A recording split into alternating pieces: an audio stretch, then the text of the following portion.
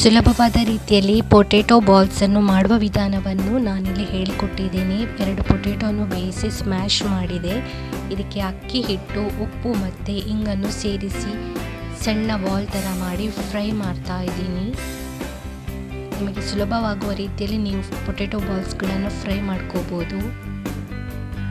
Potato balls ready ಇದೆ. ಇದಕ್ಕೆ ನೀವು ಇಷ್ಟವಾದ ಮಸಾಲ ಪದಾರ್ಥಗಳನ್ನು ಹಾಕ್ಬೋದು. ನಾನಿಲ್ಲಿ ಪೆಪ್ಪರ್ ಪೌಡರ್, ಚಿಲ್ಲಿ ಪೌಡರ್, ಉಪ್ಪನ್ನು ಹಾಕಿದ್ದೀನಿ.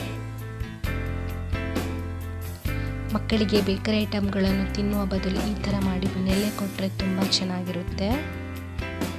ಊಟದ ಜೊತೆ ಕೂಡ ತಿನ್ಬೋದು. ಟೊಮೆಟೊ ಸಾಸ್ ಜೊತೆನೂ ತಿನ್ಬೋದು. Thank you for watching. Please like ಕೊಡಿ.